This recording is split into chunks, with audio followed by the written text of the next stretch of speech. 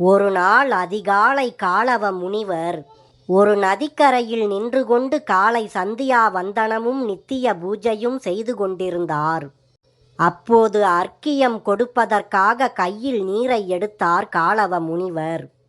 அப்போது ஆகாயத்தில் இருந்து யாரோ துப்பிய வெற்றிலை பாக்கு எச்சில் காலவ முனிவர் கையில் இருந்த அர்க்கிய நீரில் விழுந்தது.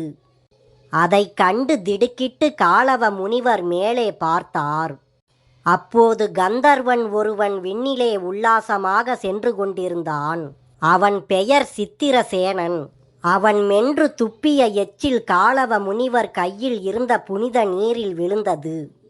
நடந்த இந்த செயல் அந்த கந்தர்வன் அறியாமல் செய்த பிழையாக இருக்கும் என நினைத்த முனிவர் ஒரு கணம் பொறுமையுடன் நின்றார்.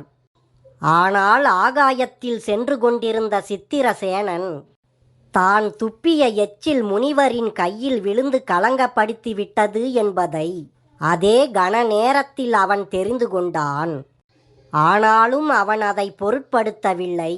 தெரியாமல் செய்த தவறுக்கு மன்னிப்பும் கேட்காமல் அவன் வேகமாக சென்று விட்டான். இதனால் கோபமடைந்த காலவ முனிவர் நேராக கிருஷ்ணரிடம் சென்றார். அவரிடம் காலவ முனிவர் தனக்கு கந்தர்வன் இழைத்த தீங்கையும் அதனால் ஏற்பட்ட அபச்சாரத்தையும் எடுத்து கூறினார். உடனே கிருஷ்ணர் காலவ முனிவரிடம் சித்திரசேனனின் தலையை தங்கள் பாதங்களில் சேர்த்து அவனுக்கு தண்டனை வழங்குகிறேன் என்று சூளுரைத்தார்.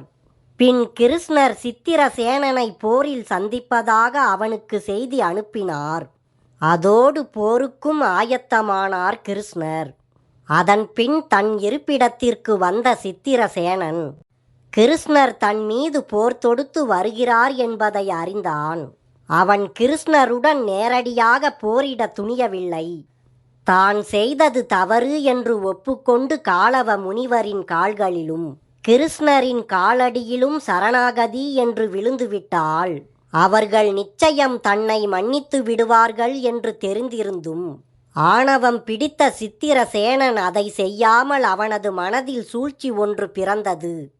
அப்போது அர்ஜுனனை தன் எண்ணம் நிறைவேற ஒரு கருவியாக பயன்படுத்த நினைத்தான் சித்திரசேனன்.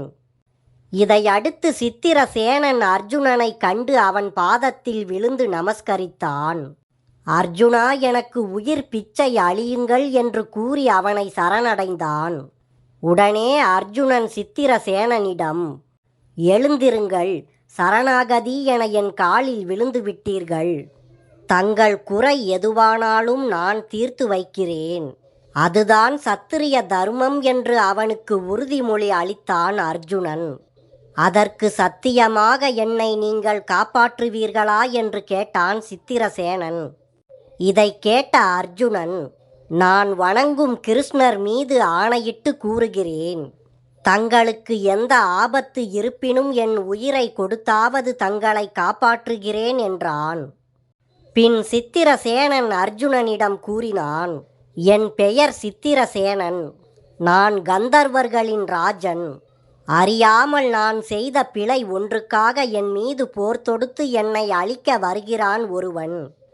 தாங்கள் என் பக்கம் நின்று அவனோடு போரிட்டு அவனை வென்று எனக்கு உயிர் பிச்சை தர வேண்டும் என்று கெஞ்சினான் அர்ஜுனனிடம். அதற்கு உன் உயிரை போக்க வருபவன் யார் என்று சொல் என்று கேட்டான் அர்ஜுனன். அவன் தங்கள் ஆத்ம நண்பன் துவாரகா அதிபதி கிருஷ்ணன் என்றான் சித்திரசேனன். இதை கேட்ட அர்ஜுனன் திகிலாலும் பயத்தாலும் ஸ்தம்பித்து விட்டான். அர்ஜுனன் நாவிலிருந்து பேச்சு வரவில்லை. இதை கண்ட சித்திரசேனன் அர்ஜுனனிடம், அர்ஜுனா, நீங்கள் அதிர்ச்சி அடைந்து விட்டீர்களா?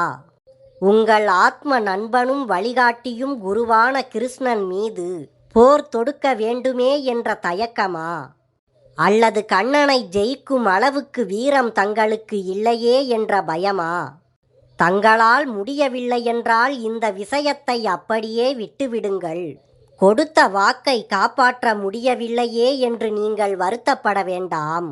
எனக்கு அற்ப ஆயுள் என்று நான் சமாதானப்பட்டு கொள்கிறேன் என்றான் சித்திரசேனன்.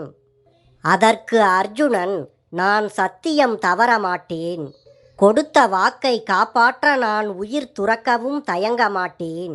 இந்த யுத்தத்தில் நான் மடிந்தாலும் நீ உயிர் பிழைப்பது நிச்சயம். சத்தியம் தவறிய குற்றத்தை செய்வதை விட நண்பன் மீதே போர் தொடுத்து உன்னை காப்பாற்ற நான் தயார்.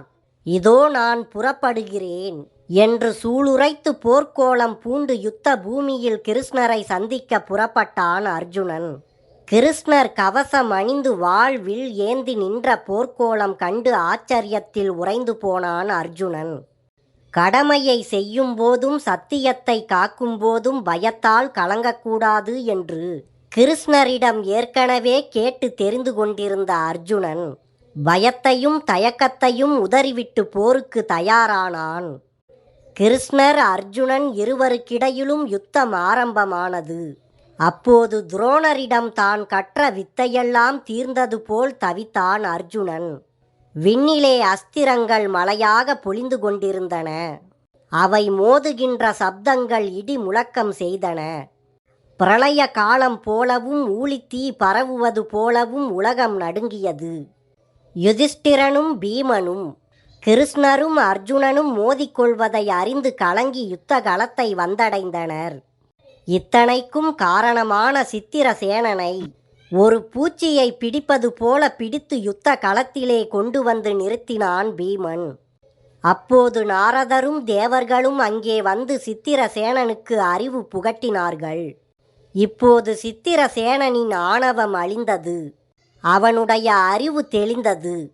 உடனே கிருஷ்ணரின் பாதங்களில் சரணாகதி என விழுந்தான் சித்திரசேனன். செய்த தவறுக்கு மன்னிப்பு கோரி சித்திரசேனனை காலவ முனிவர் கால்களில் விழுந்து நமஸ்கரிக்க செய்தார் கிருஷ்ணர். சித்திரசேனன் காலவ முனிவர் கால்களில் விழுந்து அவரை சரணடைந்தான். அதனால் அவனை மன்னித்தார் காலவ முனிவர். தன் ஆத்ம நண்பன் கிருஷ்ணனையே யுத்தத்தில் எதிர்க்கும் நிலை ஏற்பட்டதற்காக வருந்தி நின்றான் அர்ஜுனன். அர்ஜுனனும் கிருஷ்ணரின் கால்களில் விழுந்து மன்னிப்பு கேட்டான். பாண்டவ சகோதரர்களும் இந்த சம்பவத்துக்காக மனம் வருந்தி கிருஷ்ணரிடம் மன்னிப்பு கேட்டனர். அதற்கு கிருஷ்ணர், இதில் உங்கள் தவறு ஏதுமில்லை. இந்த யுத்தம் ஏன் நிகழ்ந்தது என்று நீங்கள் கலங்கி இருக்கிறீர்கள். அதர்மத்தை அழித்து தர்மத்தை நிலைநாட்ட தர்ம யுத்தம் நடக்கப் போகிறது. அதற்கெல்லாம் போதிய பலமும் திறமையும் வீரமும் துணிவும் சாதுரியமும் அர்ஜுனனுக்கு இருக்கிறதா என்பதை நான் பரீட்சித்து பார்க்க நினைத்தேன். அதற்காகவே நான் இந்த நாடகத்தை நடத்தினேன். இந்த யுத்த களத்தை அர்ஜுனனுக்கு ஒரு பயிற்சி களமாக அமைத்தேன் என புன்முறுவலோடு பாண்டவர்களிடம் கிருஷ்ணர் கூறினார். கிருஷ்ணரின் இந்த வார்த்தைகளை கேட்ட பாண்டவர்களும் மிகுந்த மகிழ்ச்சி அடைந்தனர்.